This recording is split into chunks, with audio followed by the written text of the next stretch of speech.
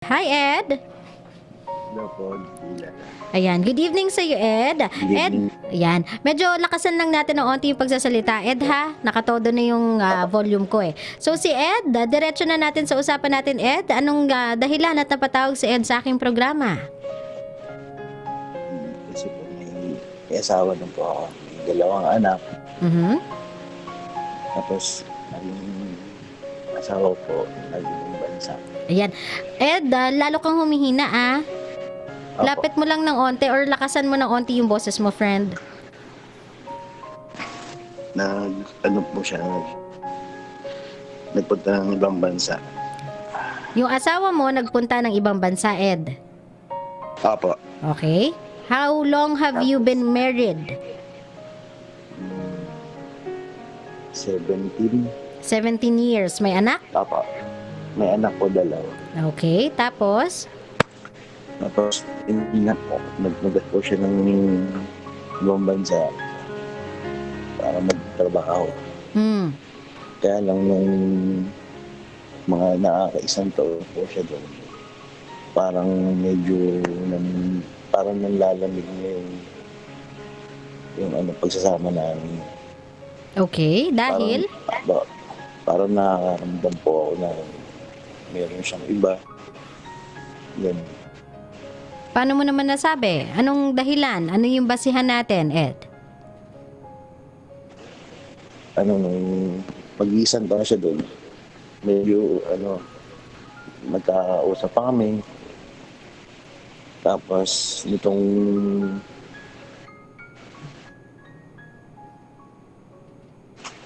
parang madalang na po siyang tumawag sa akin. Okay. Nakakailang taon na ba yung asawa mo sa ibang bansa, Ed? 2 years na po. 2 years. So, yung first year, okay naman Opo. kayo? Okay naman lahat? Opo, Okay? okay naman po. Tapos yung second year? Parang madalang nang tumawag. Madalang siyang tumawag sa amin. Mhm. Makausap ko doon. Bakit daw? Tapos, kasi doon, mahina daw yung wifi, ganyan, hindi ko siya makapag-video call sa amin. Okay. Parang pong may natago siya sa akin, o parang ginihin. What makes you think naman na hindi totoo yung sinabi niya na mahina talaga yung wifi sa kanila, na hindi talaga siya makakontak sa'yo? What makes you think na nagsisinungaling siya? Kasi po, mayroon po siyang kasamahan na alihipag niya. Minsan nakakausap po yung hipag niya. Hmm. Everyday daw po kasi. Kausap niya yung asawa niya. Ibig sabihin po, nakakapag-usap, kumbaga may May form of internet communication. din. Opo. Tapos sinabi mo ba yan sa kanya? Kaya, O bakit naman yung yung hipag mo, or bakit naman yung kasama mo dyan sa bahay? Nakakausap ko naman yung kasamahan mo. Nag-uusap naman sila regularly. Bakit parang sa'yo mahina pero sa kanya okay naman? Bakit? Ewan ko nga po. Hindi, tinanong mo sa kanya? Oo, tinanong ko po. Yun lang po lagi sinasabi niya. Medyo mahina daw po yung wifi. Yan. Okay. Yun lang po. Kung dati araw-araw, ngayon ilang times a week na lang ba kayo nag-uusap? Kasi syempre, hindi natin may iwasan. And may trabaho din naman siya sa ibang bansa. Domestic helper ba siya doon? DH siya? Hindi po. Ano? Opo, domestic po. So, ibig kong sabihin na, kumbaga, kasama siya sa bahay. Hindi po. Ano siya doon? Ano po sila parang sariling bahay na sama-sama sila. Oo, pero anong trabaho ni girl? Kasi sometimes, Ed, nagiging busy siya or mas busy siguro siya kasi magkaiba sila ng trabaho. That's why I'm asking kung anong trabaho ni ate. Para pong sa Shopee, parang pong nail tech ba? Nail tech. Opo, yung nag-anong po po. Pero Ed, mind you lang Ed, kapag dito sa Pinas, yung mga manikurista na yan, yung nagmamanicure, pedicure, sa buong experience ko, ng buong pagkadalaga ko, every time na pumupunta ako ng nail salon, halos hindi talaga sila makahawak ng cellphone, Ed. Sa totoo lang. Every time akong pupunta ng salon, nakikita ko yung mga nandun sa nail spa, halos hindi sila makatayo, walang tayuan to kasi sunod-sunod yung mga customer nila, Ed, every single day. May it be weekday or weekend, talagang jam-pack sila. So, naiintindihan ko na minsan hindi talaga sila makahawak ng cellphone. Pareho din ba sila ng trabaho? Oh, parang ganun din po. Pero po, nakausap ko yung hipag niya. Ang sabi, lumipat na doon ng parang bahay. Kasi magkakasama po sila sa isang So lumipat na tong isa. So basically, hindi na sila iisa ng lugar. So hindi mo na pwedeng gamitin yung rason na bakit yung isa nakakapag-online every single day kasi baka naman yung internet access nga nung isa maganda pero yung kanya hindi. Yun nga po, ako. Kasi sa hipag pa niya sa hipag ko pa nalaman na hindi na pala siya nakatira doon. No, so kinonfront mo ba yung asawa mo na, ba't di mo sa akin sinabi, hindi ka pala na doon nakatira kung nasan yung hipag mo, saan ka na ngayon? Lumipat ka ba ng trabaho?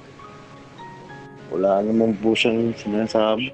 Pero nagtatanong ka pa kasi nakikibalita ka eh. So, syempre, kahit pa paano, magtatanong ka na rin lang para magkalinawan na lang din. Kasi kung hindi niya sinasabi, first, pwede kasing ang Ed, kaya ako lang to sinasabi, not because I'm trying to defend her, but because I'm trying to give you options na maybe hindi mo pa napag-iisipan para hindi tayo agad magko-conclude na meron ng iba si Mrs.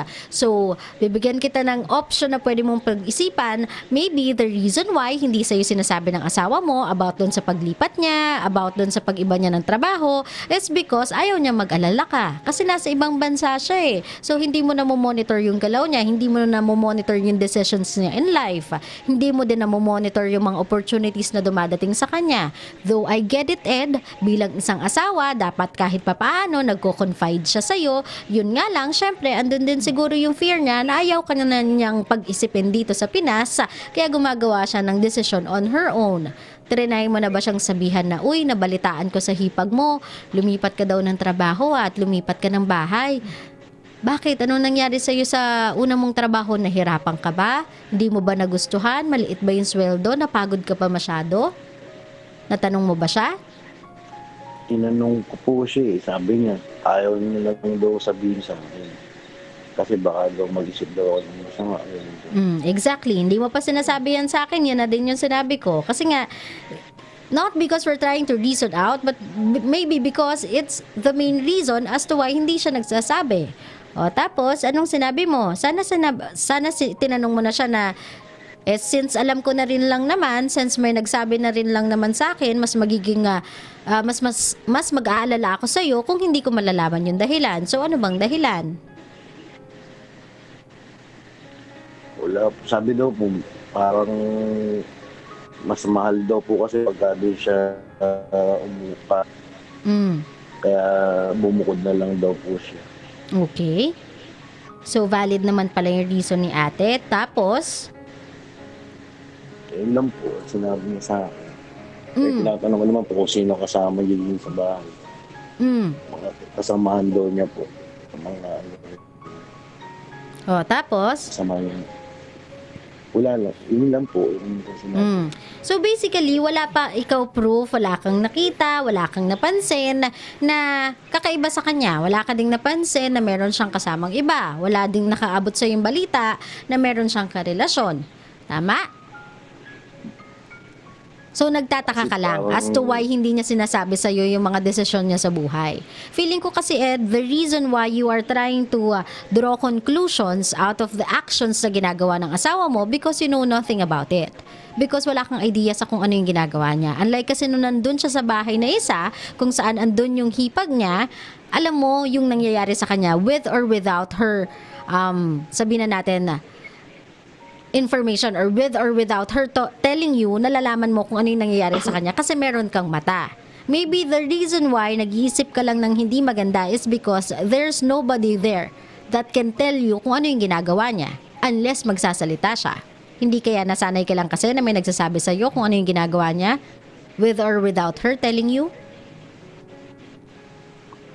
Hindi naman po, pero parang may gustong parang gusto ipagtapat sa akin yung hipag niya. Talang tatakot lang yung hipag nga niya magkagulo.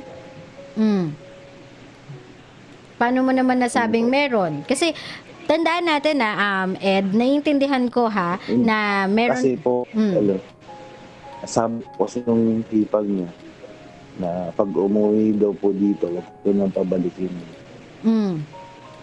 Yun lang parang inisabi. Kasi sabi ng hipag niya, mahirap magsalita.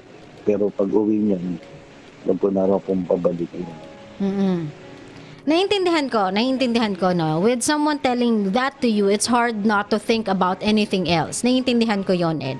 Pero, since tinatanong mo naman yung asawa mo, di ba? Kumbaga, tinatry mo naman siyang bigyan ng benefit of the doubt. Wala ka naman pang huli sa kanya, wala ka namang proof, wala ka ding basis ng everything else unless magsasalita yung hipag niyang yan about it. Wala kang pagkukuhanan ng rason kung bakit ka magiging ganyan eh. So instead of making her feel na, alam mo yon, na kinokontrol mo siya, making her feel na suffocate siya sa ginagawa mong pagdedemand or sa gagawin mong paghihigpit, if I were you, intindihin mo na lang muna, i-brush off mo muna yung sinabi sa'yo ng hipag niya, i-brush off mo muna yung idea na yon, intindihin mo na lang muna siya sa desisyon niya. As long as ginagampanan niya yung role niya, or role pala rather, yung role niya or yung responsibility niya as a mother, kamustahin mo na lang muna siya. Instead of pag-isipan mo siya ng masasama, instead of pag-isipan mo siya ng hindi maganda, out of warning ng isang tao na hindi natin alam kung bakit ito ginagawa, kasi hipag niya yun eh. So kung meron siyang dapat protektahan, dapat sana hipag niya yun. But then again, ang ginagawa niya ay nagko-confide sa'yo instead of kausapin yung hipag niya about sa ginagawa ng hipag niya, di ba? Kumbaga, hipag niya yun eh. Kung meron mang may connection, hindi kayong dalawa. Ang merong connection dito, siya at yung hipag niya. So, instead of talking to you, di ba, instead of magsumbong sa'yo, kung talagang concerned siya, sana ang kinakausap niya, yung hipag niya, hindi ikaw. Gets mo ko? Gets mo ko, Ed? So, if I were you, ganito na lang sabihin mo sa asawa mo. Hindi ko alam kung anong nangyayari dyan. And I have no way para makita kung ano yung pinagdadaanan mo dyan. So, I can only I can only learn about your decisions as well as your situations kung magsasabi ka sa akin. Bilang asawa mo na naghihintay sa'yo dito, kami ng mga anak mo, may karapatan naman akong malaman kung ano yung mga desisyon na gagawin mo. Huwag ka naman pabigla-bigla sa mga desisyon mo. Magsabi ka naman sa akin. Naiintindihan ko na sa ating dalawa ngayon, sabihin na natin ikaw yung mas nagbibigay or ikaw yung mas malaki yung kinikita, hindi ko alam, or ikaw yung naghahanap buhay.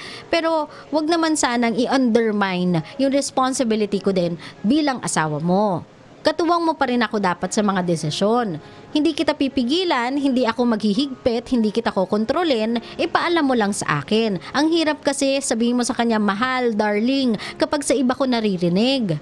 Kapag sa iba ko nalalaman yung mga nangyayari sa'yo, kapag mula sa ibang bibig ko, nababalitaan yung mga ginagawa mo. Hindi mo alam kung ano yung pwede nilang sabihin tungkol sa'yo. So gusto kong maniwala sa'yo, gusto kong magtiwala sa'yo, gusto kong makinig, walang iba kung hindi sa'yo. Kasi ikaw yung asawa ko eh. And the only way that will happen is when you tell me things. Is when you start telling me things. Sabihin mo sa kanyang ganyan. So instead na, alam mo yun, naririnig ko sa ibang tao yung magiging desisyon mo dyan, na merong kadugtong, na merong karagdagan, para hindi tayo magkaroong problema tayong mag-asawa, magsabi ka sa akin. Kasi kung ganyan lang din naman ang gagawin natin, hindi tayo magkakaintindihan, umuwi ka na lang dito sa Pinas. Huwag ka na magtrabaho dyan. Kasi hodang mahirapan tayo, okay lang. Basta't buo yung pamilya, hindi yung ganyan. Gets mo ko, Ed? Opo. Yung bigyan mo siya ng perfect balance ng isang understanding na asawa, pero isang padre de pamilya. Gets mo yon? Kasi yung isang understanding na asawa, hindi yan nanghuhusga. Hindi yan nagko-convict agad. Yan ay marunong magtanong. Hindi yan ang iimbestiga, yan ay nagiging concern. Yun yung asawa. Pero yung perfect balance ng isang padre de pamilya ay kapag hindi niya nagugustuhan yung desisyon ng asawa niya, ang nagiging first priority niya is to keep the family together. Ibig sabihin, kapag merong problema, kapag merong sigalot, ihahadel mo yung pamilya mo para mabuo. Ibig sabihin, pauuwiin mo yung asawa mo para makapag-usap kayo. Gets mo ko? Apo. Huwag ka muna makinig sa kung sino-sino. Naiintindihan ko na it's hard not to listen. Naiintindihan ko na ang hirap kasing hindi pakinggan kung voluntarily sinasabi sa'yo yung impormasyon. So naiintindihan ko na kinoconsider mo na baka katotohanan yung sinasabi niya kasi wala naman siyang intention of doing it. But then again, Ed, ang asawa mo ay yung asawa mo, hindi yung hipag ng asawa mo. So kung meron kang pakikinggan, kung meron kang paniniwalaan, kung meron kang papanigan, yun ay yung pamilya mo. Yun ay parte ng pamilya mo. At yun ang asawa mo. Gets mo ko, Ed? Apo. Naiintindihan kong nahihirapan ka because ikaw yun nandito, blindsided sa'yo yung nangyayari sa kanya kasi hindi mo nga siya everyday nakikita. Pero kausapin mo siya, Ed. Kausapin mo siya bilang asawa. Pero hindi bilang asawang nagtatanong, hindi bilang isang asawang nag-iimbestiga, kung hindi bilang isang asawang concerned. Bilang isang asawang nag-aalala. Bilang isang asawa na gustong makasama or gustong alamin kung okay pa ba yung asawa niya sa ibang bansa. Kasi kapag yung trait na yan ang nakikita ng asawa mo, Ed, I'm sure no woman will ever replace you as their husband. No matter how many guys ang makilala niya, walang makakatapat sa'yo. Why? Kasi ganyan ka. Hindi ka mapanghusga, nang iintindi ka. Hindi ka nag-iimbestiga, nag-aalala ka. Gets mo, Ed? Apo. Sabihin na natin out of 20 sa 18 na long distance relationship na hindi nag-work, be the 2 remaining couple na kayang mag-work. If you can still talk to your wife, this is your wife, this is not just any other woman. Hindi to basta-basta babae. Nanay ito ng anak mo, asawa mo to. So fight for her. Intindihin mo siya, kausapin mo siya, tanungin mo siya. Huwag tayong manghusga agad just because may naririnig tayo mula sa iba. Gets mo ko? Apo. Ed, kung meron kang gustong sabihin sa asawa mo, kung meron kang gustong iparating sa kanya, sa asawa mong nasa ibang bansa, anong gusto mong sabihin sa kanya? Go ahead, kausapin mo siya. Na mahal kita. Kami ng mga sana ito na sinasabi. Yun lang. Paano makikita mo? Ed, tiwala lang ha. Hindi lahat ng tao sa ibang bansa nagkakaroon ng iba. Hindi lahat ng tao sa ibang bansa nagagawang maghanap ng iba. Iba yung asawa mo sa ibang babae o ibang storyang narinig mo. Lagi mo yung tatandaan. Mas kilala mo siya more than anybody else na nagsasabi ng masama tungkol sa kanya. So alam mo kung capable ba talaga siyang maghanap ng iba o hindi. Kilala mo yung asawa mo, Ed. Magtiwala ka lang sa babaeng kilala mo. Okay? Maraming salamat, Ed, sa pagtawag. Ingat ka dito. Salamat!